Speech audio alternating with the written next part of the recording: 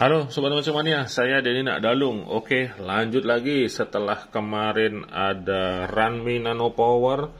Kali ini ada Ranmi Kronos, size kecil juga, 1000. Size 1000 ini, oke.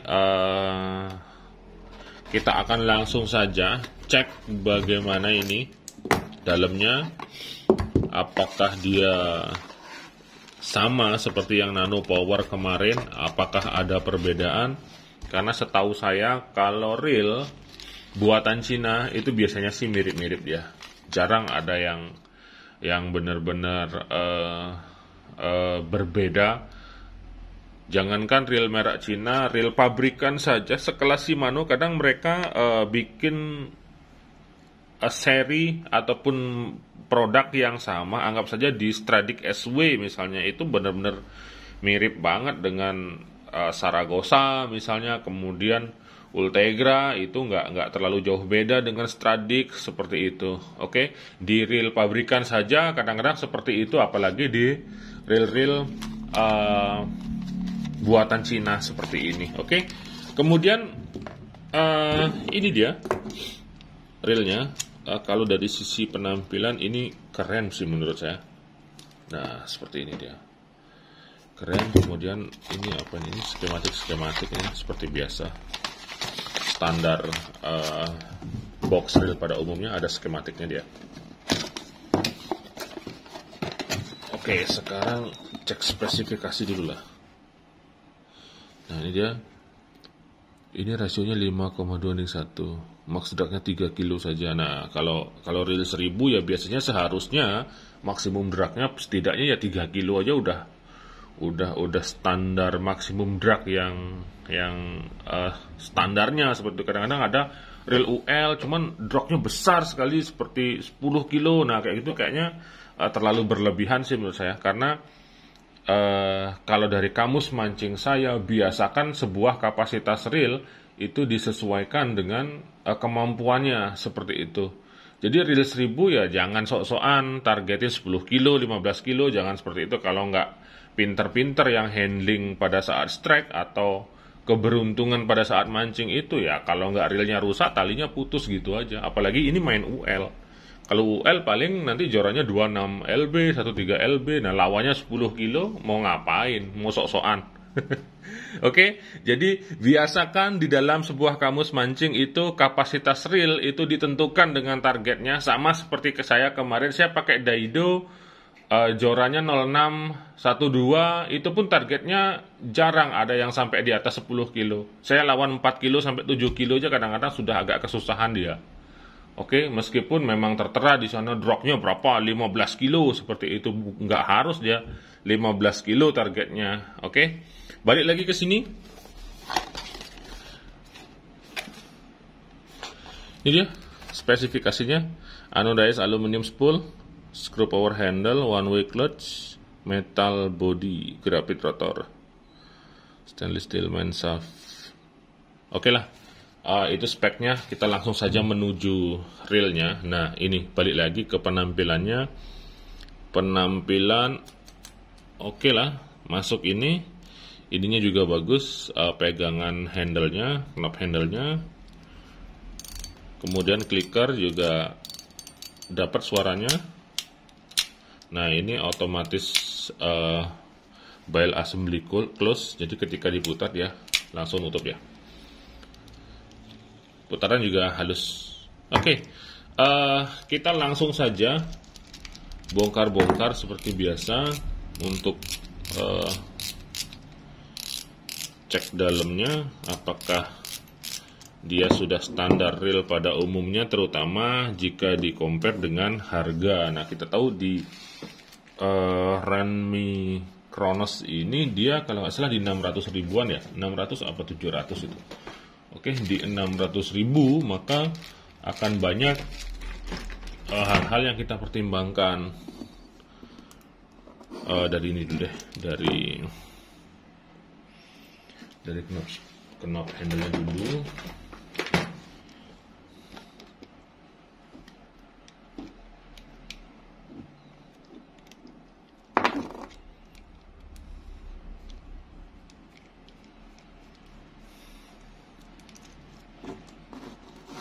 Oke, dari knob handle-nya.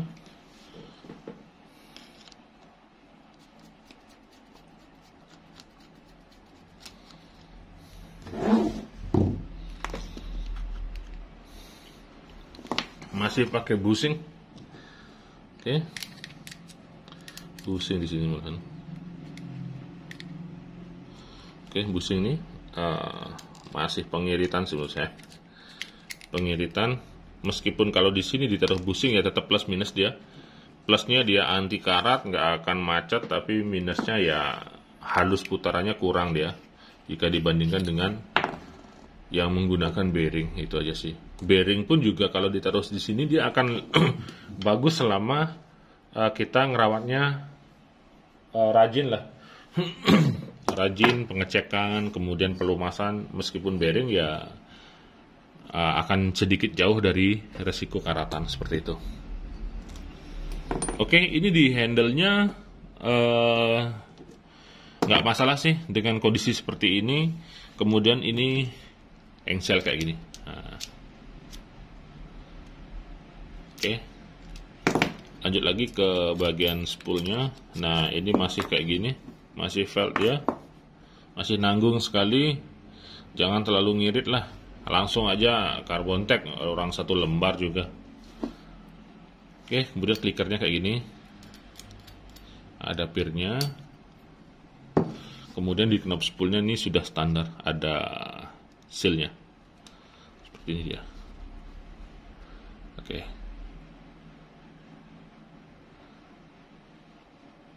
build-nya nggak terlalu rapi-rapi amat sih. Oke, selanjutnya ini ada support bearing di sini. Seperti biasa ini ada pinnya kayak gini. Ada klip dari besi kecil. Agak repot sih bukanya ini karena besi klipnya terlalu kaku, dia terlalu besar. Oke. Kemudian ada support bearing di sini. Nah, support bearing ini ya fungsinya untuk bantu spoolnya ini. Kalau dia kena tekanan terus ditekan dragnya berputar, ya putarannya nggak terlalu banyak gesekan dengan ini si main shaft ini. Nah, dia pakai bearing. Nah, seperti yang saya sebutkan di awal, ini pengiritan juga. Dia nggak mau pasang dua bearing di sini. Jadi dikasih satu bushing lagi di sini. Oke, kalau pasang bearing di sini juga bearing lagi dua, ya kemungkinan cost railnya akan nambah saat biaya produksinya seperti itu. Karena bearing itu ya signifikan sih untuk mempengaruhi biaya pembuatan seperti itu. Tapi kadang-kadang ada juga reel yang numpuk banyak bearing gitu, sampai 10 misalnya, ada yang nyebutin 13, itu gimana ceritanya itu? Karena sepengetahuan saya, jumlah bearing di dalam reel itu cukup 5 sampai 7 saja sudah luar biasa itu. Kadang-kadang di reel-reel terkenal Shimano malah cuma 3 sampai 4, itu pun putarannya sudah cukup halus dia.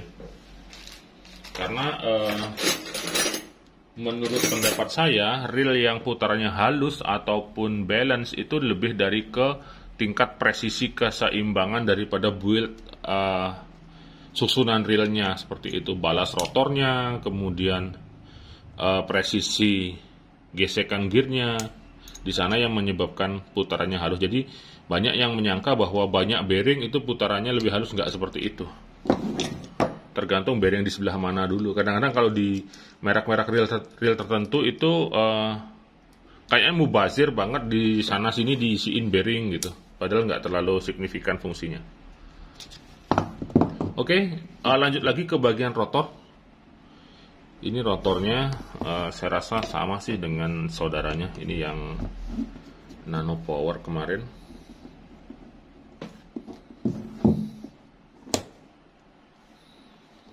Oke, ada satu bearing, satu bushing, kemudian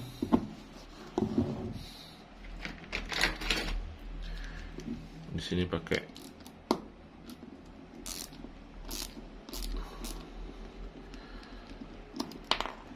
baut bintang ya, seperti ini. Ada bushingnya, jadi penampilannya terlihat lebih mewah.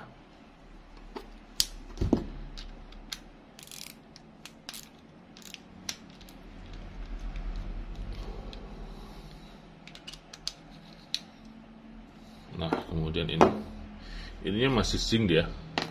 Oke, di sana akan mengurangi nilai sih menurut saya. Lupa aja di daerah sana untuk dicek, dikasih grease, korosi itu gampang patah. Jangankan yang begini, yang sekelas Altiga aja kadang-kadang korosi, sekelas pen aja korosi dia kalau bahannya zinc di sini. Jangan sampai kasih kering dia, harus ada grease-nya lah, selalu harus ada grease di sana. Oke, ini rotornya. Ini rotornya tadi disebutin grafit ya. Grafit ya, memang grafit karena agak lemes sih dia. Oke. Itu di bagian rotor. Secara keseluruhan sudah standar dia, cuman ini aja kurang dikit ya. Dia pakai zinc ini. Nanggung sekali, kenapa nggak harus besi aja kayak gini. Oke, karena di rotor, di bile assembly-nya dia kan selalu buka tutup gitu. Jadi ini dia akan pressure terus dia, pressure maju mundur dia dorong bile assembly-nya. Bener lah. Dorong ini bile arm-nya yang terhubung dengan bile assembly buka tutup. Nah, dia akan terus gini nih, tek. Sebaiknya yang besi yang kayak gini lah pakai. Oke. Kalau plastik juga kurang. Kadang-kadang kalau plastik sering lepas dia. Kemudian kalau kayak gini resikonya adalah korosi. Seperti itu. Oke, lanjut lagi ke bagian bodi. Di sini disebutkan bodinya metal. Saya pastikan ini bodinya metal karena terasa dia beratnya. Terasa dibandingkan dengan yang Nano Power kemarin.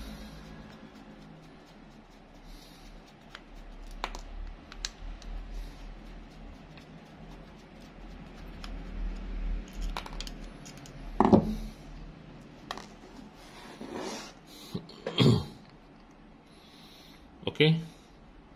Kemudian ini cover dari clutch one way-nya. Cover clutch one way, kemudian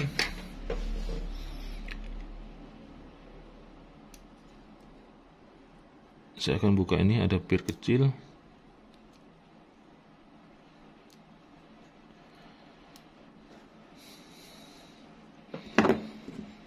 Clutch one way, kemudian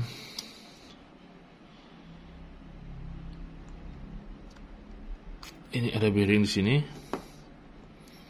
Bearing dengan one way-nya kecil sekali. Karena saya 1000 ya.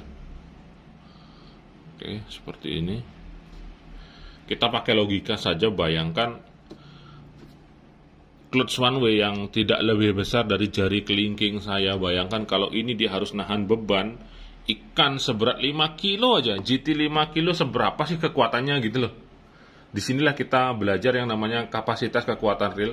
Kalau mau yang lebih kuat ya cari aja ukuran 6000, 8000. Nah, maka one way-nya dia agak gede lagi, agak lebih besar. Nah, di sana kalau ditargetin 10 kilo ya masih berani di sana, seperti itu.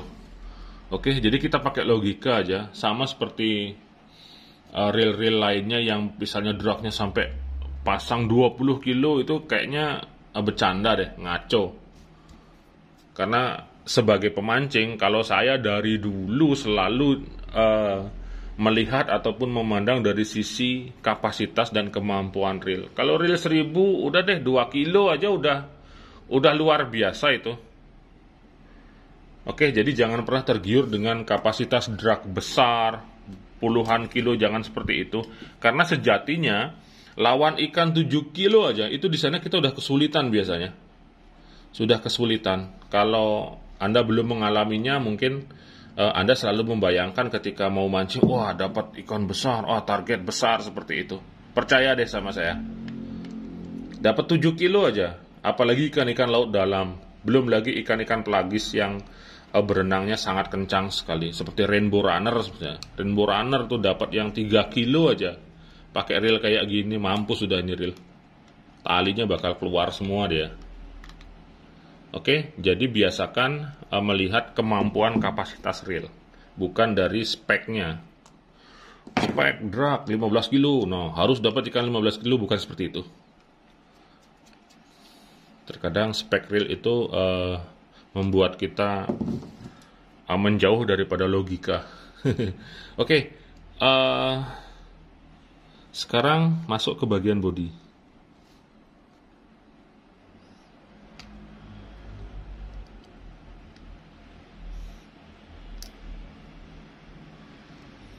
Ini gimana cara bukanya nih?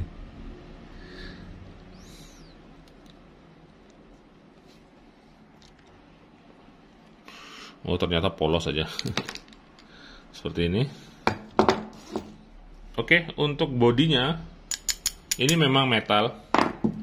Body metal, kemudian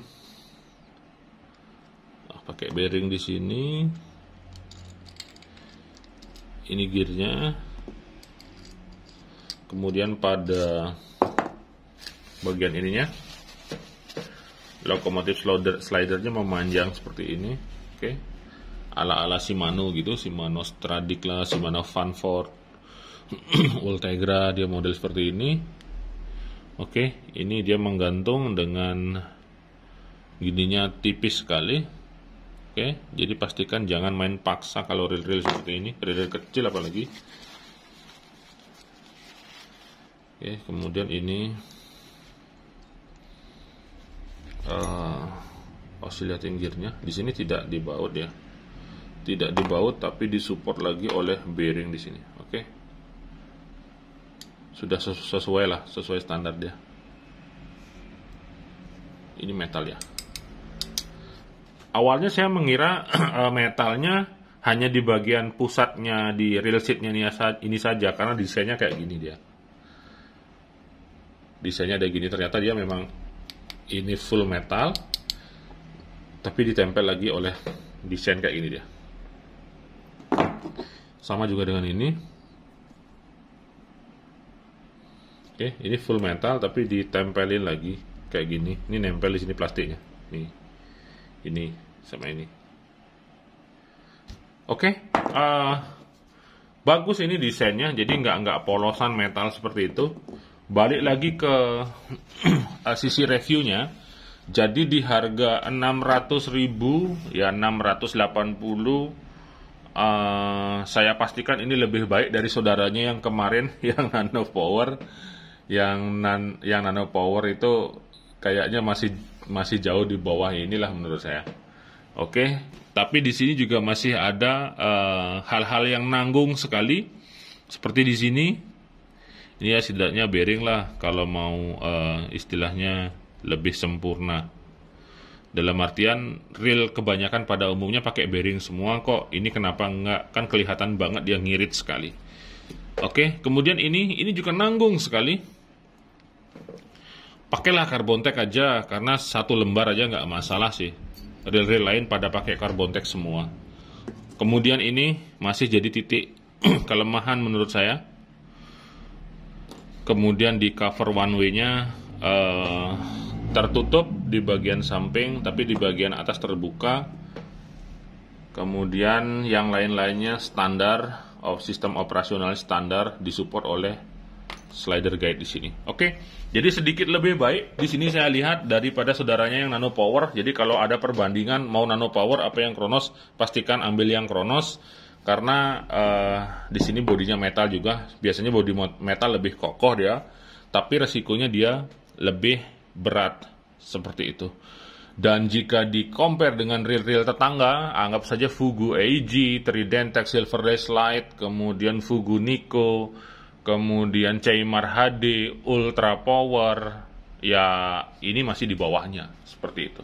Masih belum bisa menyaingi si Fugu AG yang sistem sealnya bagus, Tridentech Silver Race yang build full metal, seal bagus, kemudian Ceymar HD dengan tingkat presisinya reel pabrikan. Jadi kalau ini datang buat nyaingin mereka-mereka itu yang saya sebutkan, ini masih belum bisa. Dengan harga 600 ribuan, setidaknya ini lebih baiklah dari saudaranya yang kemarin. Oke.